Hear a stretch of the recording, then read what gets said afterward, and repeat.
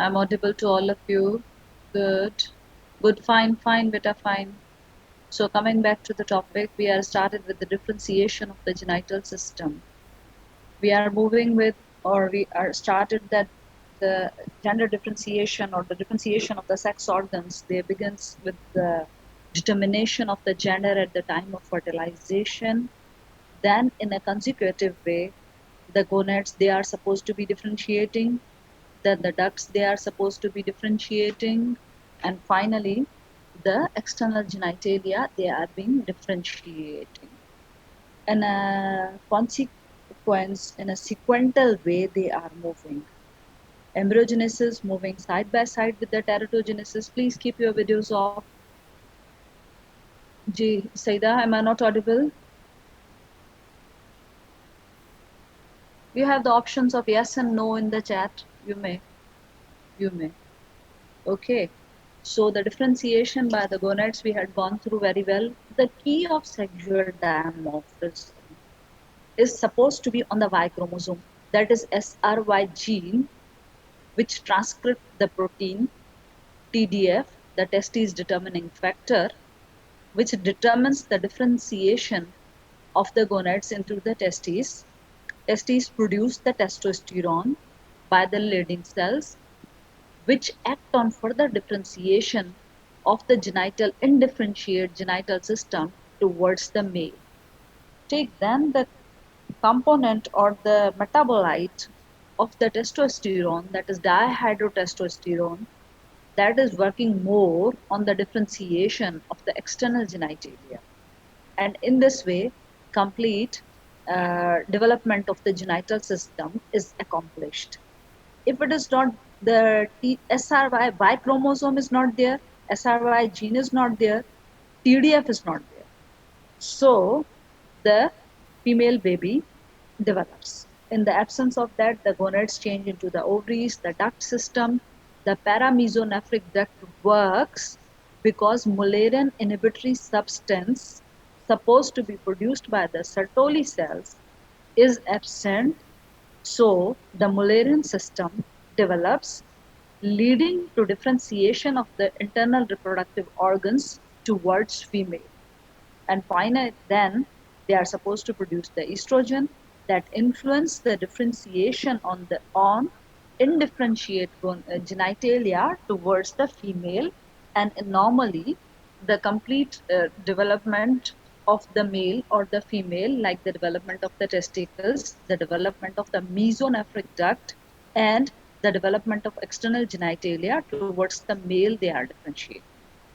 In absence of TDF, the ovaries, they develop, Mullerian inhibitory substance is absent, so the Mullerian system develops, leading to formation of the uterine tubes, the uterus, the vagina, and the estrogen influence the differentiation of the genitalia towards the female. If there is an androgens, you see the steroid, the testosterone is a steroid analog ना, steroidal hormone है, तो ये androgen है, androgen बढ़ेंगे तो मैस्कुलाइजेशन हो जाएगी, the female baby may change into, or the female genitalia may change towards the male. तो ये सारा सीक्वेंस जो है ये नॉर्मल अकरिंग की स्टोरी ऐसे है, इस सिस्टम में कोई एबनॉर्मलिटी हुई तो ऐसा टेराटोजेनेसिस रिजल्ट करेगी, ये हमारी थीम है. So yesterday we had gone through the differentiation of the external genitalia in the male. Very simple, they are being differentiating, and with the mild difference, this or that, we are moving towards the differentiation of the female genitalia. So we are moving in indifferentiate gonad stage. दोनों genders ने along the cloacal membrane, the mesenchymal cells, they migrate, they forming, they are forming the swelling called as the cloacal folds. ठीक है जी, cloacal membrane के around genital जो mesenchyme है वो condense होगा third week में. indifferentiate gonad stage है, दोनों बेबीज में ऐसा ही होगा, चाहे मेल बेबी हो चाहे फीमेल बेबी हो. That is called as the cloacal folds. Then further differentiation of the cloacal folds is by better the cloacal membrane. You are asking about the cloacal membrane, that is the ectoendodermal junction. Cranial and पे हमारी थी buccopharyngeal membrane, chordal and पे हमारी थी cloacal membrane. जब gastrulation हो रही थी, ठीक है, तो ट्रायल लेमुलर, पहले बायोलेमुलर जर्म डिस्क थी वीक 4 में, वीक 2 में, ठीक है। उसके बाद गेस्टुलेशन जब शुरू हुई तो ट्रायलेमुलर जर्म डिस्क बनी, लेकिन दो क्रेनियल और caudal ends bilaminar germ disc के एक्टो एंडोडर्मल जंक्शंस ही रहे विदाउट इंटरवेनिंग मीजोडर्म।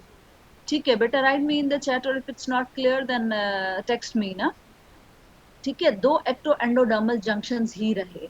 तो एक्टो एंडोडर्मल जंक्शन जो है दूसरी टेल एंड पे हमारी थी क्लोइकल मेम्ब्रेन। तो क्लोइकल मेम्ब्रेन के around mesenchymal condensation cloacal folds बनाती है।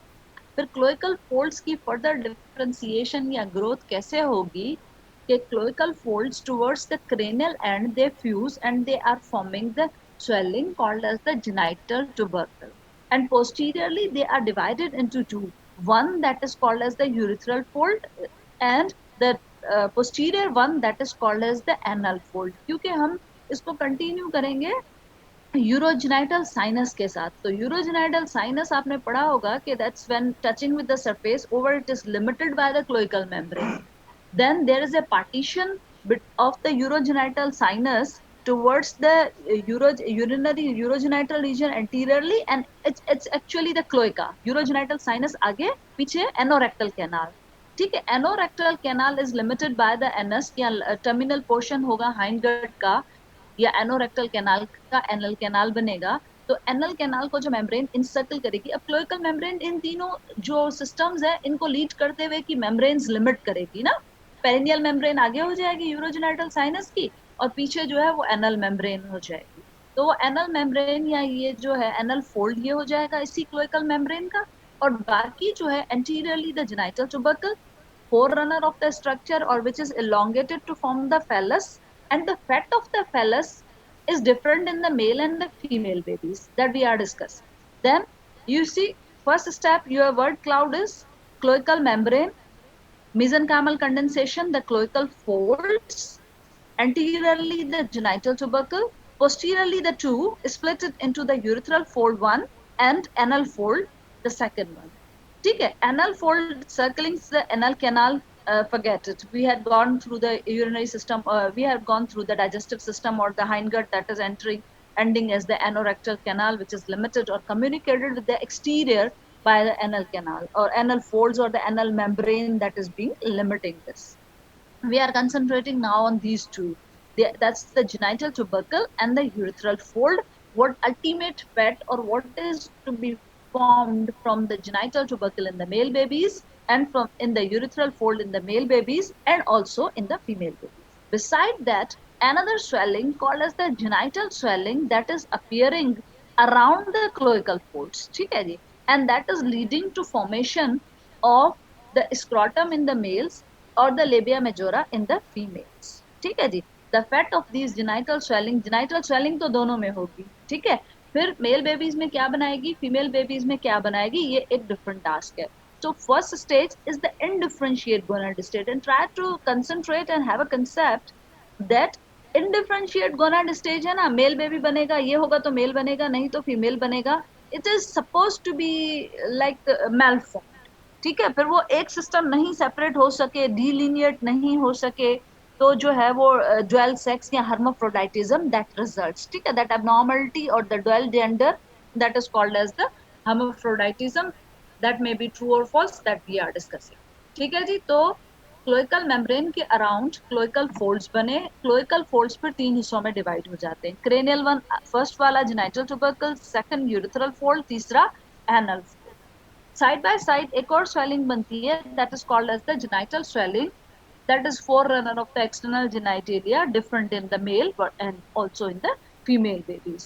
Till that it's fine।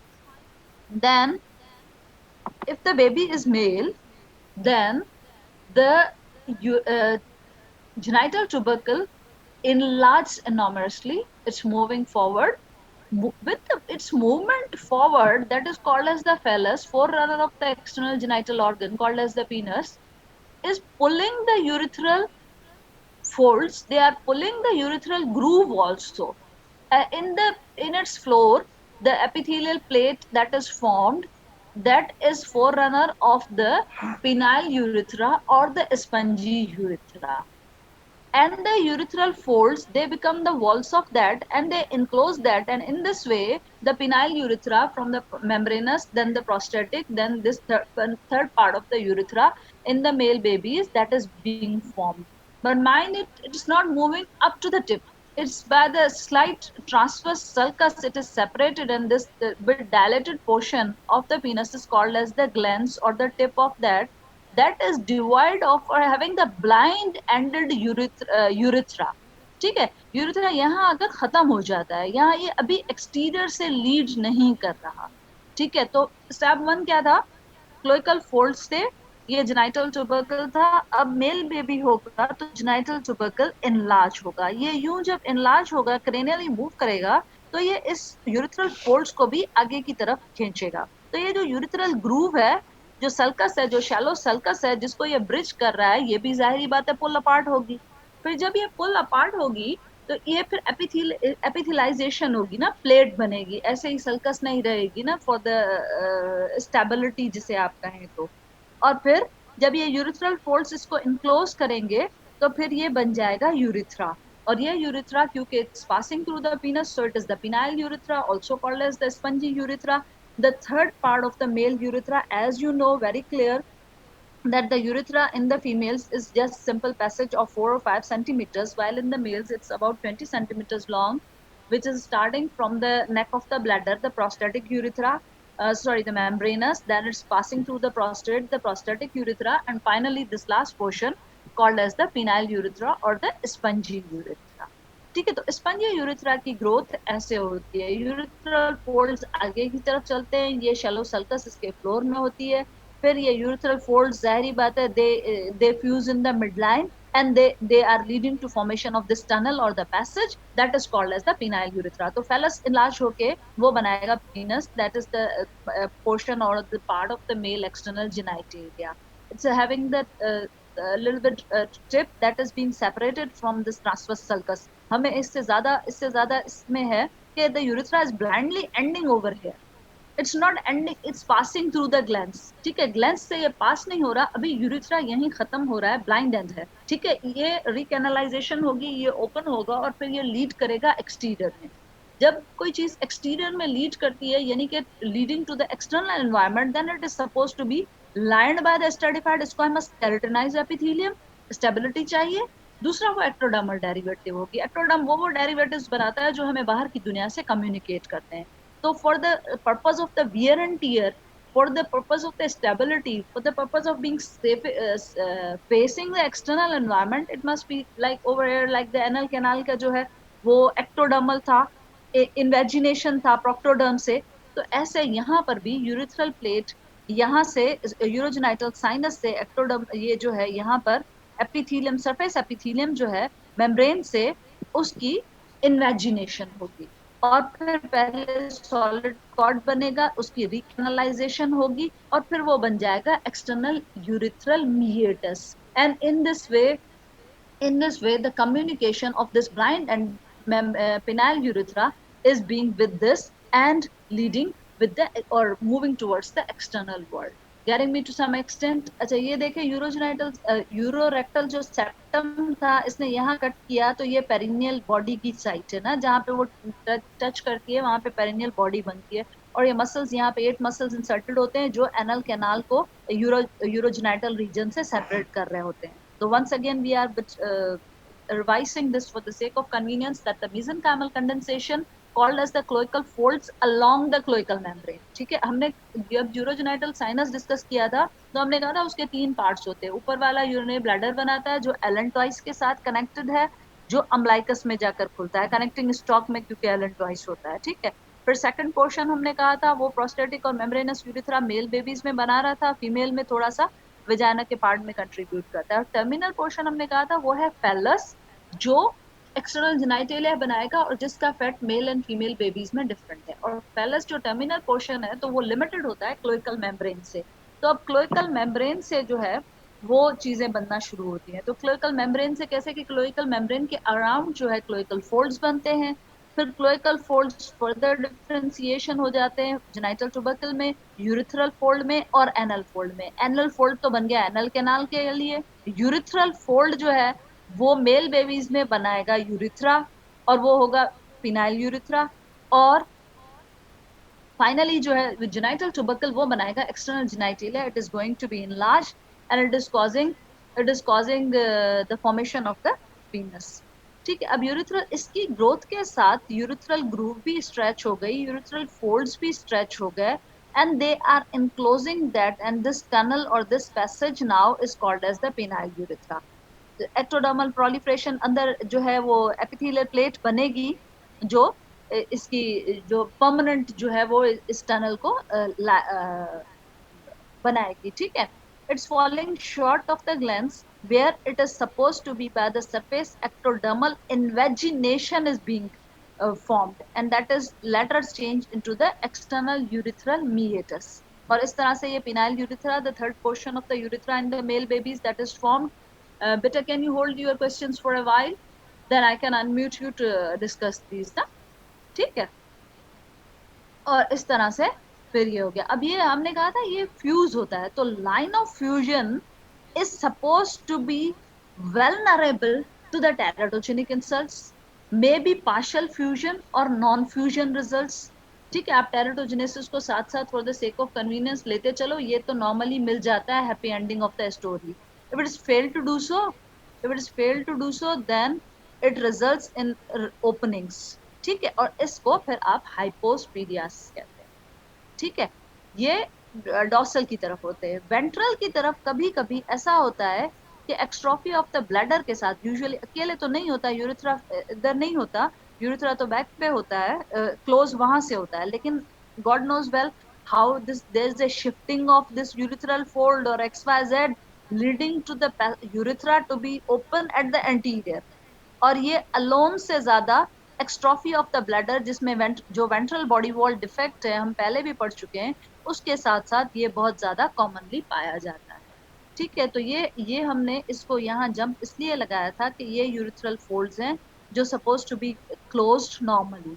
If they fail to do so then इधर द होल में रिमेन्स, इधर एक होल या दूसरा होल या तीनों भी हो सकते हैं, या पार्शियल फ्यूजन या अनफ्यूज्ड, या क्या जरूरी नहीं है तीनों ओपनिंग्स हो, एक जगह पे भी हो सकता है। तो that is called as the hypospadias. ठीक है, they are suppose to be abnormal urethral orifices. ठीक है, क्योंकि हमने कहा था ये तो टनल हो गया, ये यूरिथ्रल फोल्ड्स क्लोज हो गए, ये ब्लाइंड, लेकिन यहाँ ब्लाइंड है।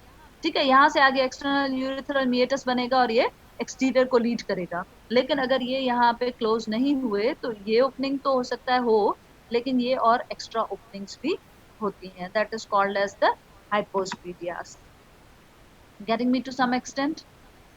ठीक है, then the genital swellings, they are being the scrotal swellings, they fuse in the midline, ये inguinal region में पाई जाती हैं, they fuse in the midline, called as the scrotal ref, जो बाहर दिखती है, और अंदर scrotal septum होती है, जो दो portions को, दो halves को separate रखती है। later they are lodged by the testes, by the descent of the testes towards that। ठीक है जी। So the male external genitalia, they are including, they are mainly, they are the penis and they are the scrotum, they are derived in such a way। ठीक है, अब go through that। androgens, dihydrotestosterone का ज्यादा काम है differentiation of the external genitalia में। ठीक है, when there is enlargement of the phallus, the urethral folds, they are pulled forward, they are forming the lateral wall of the urethral groove, but it's not and reaching up to the distal part, that is the glans। ठीक है, epithelial lining in the groove जो endodermal in origin है वो urethral plate बनाएगी, urethral plate के along urethral folds close होंगे, और resulting चीज जो है वो यूरिथ्रा होगा, क्योंकि ये पीनस से पास हो रहा है इसलिए ये पिनाइल यूरिथ्रा है। ठीक है, टिप तक नहीं पहुंचता क्योंकि हमें एक्सटर्नल यूरिथ्रल मिएटस बनाना है जो बाहर की दुनिया से रिलेट करेगा, इसलिए वो एक्टोडर्मल इन ओरिजिन होगा। ठीक है, यहाँ से टिप से एपिथेलियल कॉर्ड बनेगा, इन्वेजिनेशन होगी, और इस तरह से ये एक्सटर्नल यूरिथ्रल मिएटस और सारा urethra membranous, then prostatic, then penile and finally to the exterior. ठीक है, genital swellings, they are become the scrotal swellings, they are in the inguinal region, they are making the half of that they are united by the scrotal raft और उसके अंदर जो है scrotal septum. Done. ठीक है. Abnormal opening is called as the hypopedias. Epispedias on the dorsal surface. शायद जो है वो जेनाइटल ट्यूबरकल की जो है वो जो है inversion हो जाती है या change in location हो जाती है, God knows well, but rather it is seen alone. It is more commonly seen with the extrophy of the bladder, which is the ventral body wall defect. ठीक है. Agenesis of the external genitalia may occurs. Barford if the genital tubercle is being splitted, or the micropenis that may result due to certain anomalies, although not that much significant, commonly seen. ठीक है. Then the external genitalia in the females, they are वही cloacal membrane, cloacal folds, and the genital swelling. Cloacal folds forms the genital tubercle anteriorly, urethral folds in the mid, anal folds behind. Anal fold तो खत्म कहानी. Genital tubercle increased, but not to that much extent as in the male babies. ठीक है. It is called as, or the homologous of the penis in the females is the clitoris. Although the significant point you have to note, the enlargement of the genital tubercle is more seen during early periods of gestation, that is about the 4th month. उस time पे gender determination अगर हम genital tubercle को रखते हैं तो may be misleading to identification, because it is not that much larger as in the male babies, but it is growing faster than the male babies, so giving the misinterpretation of the male baby. ठीक है जी. उतना enlarge तो नहीं होगा, penis जितना enlarge नहीं होगा, it's remaining short, called as the clitoris, it is forming, but it may be growing faster. So if we are taking the criteria of determination of the gender, the length of the genital tubercle, then maybe we are committing the mistake, or it may be misleading. Getting me to some extent, otherwise go through the book, then you come to know what's it. Urethral fold, क्योंकि penile urethra जैसी कहानी कोई नहीं है, so they remain separate, that they remain separate, and they are leading to the formation of a structure called as the labia minora. ठीक है. The urethral groove that is remain open, that is called as the vestibule, in which the urethra opens and the vagina opens, while the genital tubercle, the genital swelling leads to formation of the another part of the female external genitalia, that is the labium majus. So in this way you see there is no fusion of the genital swelling like of the scrotum, they remain separate, called as the labium majus. Similarly, the urethral folds did not tend to enclose the urethral groove, remain separate, called as the labium minus. And the urethral folds, they are not closing the urethral groove, so urethral groove remains also patterned, called as the vestibule of the vestibule, in which the urethra and the vagina opens. Done. The genital tubercle, homologous of the penis in the females, is the clitoris. That is the elongation, but not to that extent as in the case of penis, that is being seen, that is being formed. The typical thing in that, okay, the length of the genital tubercle is not supposed to be the criteria of determination of the gender during early period of gestation. Done. अब आ जाते हैं हम differentiation, क्योंकि दोनों जो है डिफ्रेंसिएशंस जो है इनडिफरेंशिएट गोनाड स्टेज है. ठीक है. सारा सिर्फ प्रोटीन्स का तमाशा है. SRY जीन है, TDF है, तो मेल बेबी बनेगा, नहीं तो फीमेल बेबी बनेगा. अब ये इतना सेंसिटिविटी इशू है कि कहीं पर भी एंड्रोजन्स कम हो गए तो नॉर्मल कंप्लीट मेल नहीं बन पाएगा. एंड्रोजन्स ज्यादा हो गए, बेबी फीमेल है, तो female baby miss normal female बनेगी. जीनोटाइप एक होगा, फिनोटाइप दूसरा होगा. ठीक है. जीनोटाइप यानी कि XX है या XY है. फिनोटाइप माने कॉमनली क्या दिखता है. ठीक है. तो यूजुअली क्या है कि TTF और SRY और ये सारी कहानियां, ये सारे differentiation of the male genital system में है ना, तो जो गोनेडल डिस्टनेसिस होता है usually they are phenotypically they are females, ठीक है, he she is mostly as you also come across that mostly they are raised as females and they are seems to be phenotypically more towards the females versus the males, बहुत कम आपको दिखते होंगे ना। तो ये इसलिए होता है कि they both through the genders they are differentiating simultaneously, have the indifferentiate gonad stage भी indifferentiate है, external genitalia भी indifferentiate है, दोनों pairs of ducts भी हैं। सिर्फ टीडीएफ और एमआईएस का कहानी है, एमआईएस अच्छा टीडीएफ टेस्टोस्टेरोन तो बना रहा है लेकिन टेस्टोस्टेरोन इनसेंसिटिविटी है, ठीक है, हार्मोन रिसेप्टर्स नहीं है, ठीक है, टेस्टोस्टेरोन के रिसेप्टर्स नहीं है। अब एमआईएस भी है, अब ना मेल बेबी पूरा बनेगा, नहीं एमआईएस है तो फीमेल बेबी भी बनेगा, क्योंकि एमआईएस मुलेरन को तो इनहिबिट किए हुए है, ठीक है। तो इस तरह से ये सारी हो सकती हैं। To your extent we are not, this is typically the part of the endocrinology ना, तो हम इसको इतना हमारी लेवल तक just we are going through what is the anatomical basis और द एम्ब्रियोलॉजिकल बेसिस, बाकी केमिस्ट्री कैसे अल्टर होती है और फर्दर क्या होता है, this is little bit beyond your limitations ना। You are going to have the just the concept of that के मेलफॉर्मेशंस या इनडिफरेंशिएटेड जेंडर डिफरेंशिएशन हो सकती है, बिल्कुल हो सकती है, और वो होती इसलिए कि दोनों साइमल्टेनियसली बन रहे हैं ना, सिर्फ थोड़ा थोड़ा सा है ऊपर वाले की कुदरत है कि थोड़े से हार्मोन्स का तमाशा है कि टीडीएफ भी है, टेस्टोस्टेरोन भी है लेकिन इनसेंसिटिविटी है, टेस्टोस्टेरोन भी है लेकिन डायहाइड्रोटेस्टोस्टेरोन में कन्वर्ट नहीं हो रहा है, ठीक है। और दूसरा ये स्टेरॉइड्स हैं तो ये कार्टिसोल और एसीटीएच कंजेनाइटल एड्रिनल हाइपरप्लेजिया की वजह से जो है वो उसको अल्टर कर रहे हैं। तो हार्मोन्स जो नैनोग्राम्स में होते हैं और उनका जो है वो इतना डिफरेंशिएशन जो है वो जो है काया पलट देता है, ठीक है। So having this thematic concept, अब दूसरी क्या हमने बात करनी है, दूसरी हमने बात करनी है बार बॉडी, एक चीज होती है जिसे आप क्रोमेटिन नेगेटिव या पॉजिटिव भी कहते हैं। तो बार बॉडी क्या होती है, इनएक्टिवेटेड एक्स क्रोमोसोम होता है, anybody remembers, inactivated x chromosome होता है जो न्यूक्लियस में बिल्कुल आपको क्लियर नजर आता है।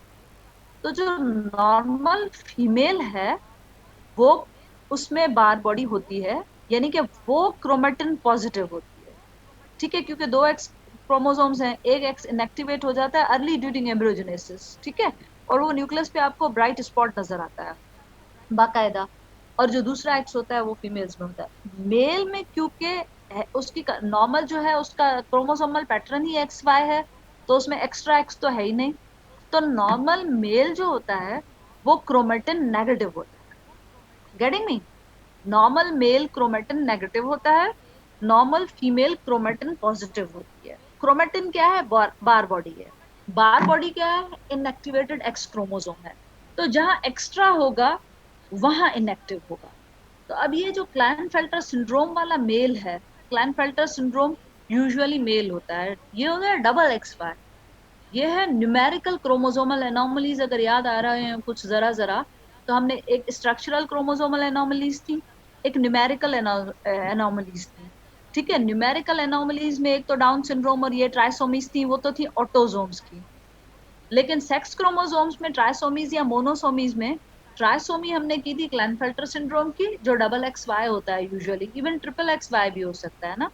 तो ये डबल एक्स वाई मेल होता है, लेकिन ये नॉ होता मेल है, लेकिन टेस्टिकुलर फेमिनाइजेशन, इसमें टेस्टिकुलर जो है ना हाइलेनाइजेशन होती है, seminiferous tubules they are not working, they are not fertile, they are tall heighted males with the pattern X Y होता है या एक्स एक्स वाई होता है। अच्छा दूसरा क्या, और gynaecomastia, the typical feature of the Klinefelter syndrome PG level तक, गायनेकोमेस्टिया के दो ही नोन कॉजेज हैं, एक ट्यूमर होगा, gynaecomastia means enlarge breast like the females, तो क्लाइनफेल्टर सिंड्रोम वाले मेल की जो है that is having the gynaecomastia.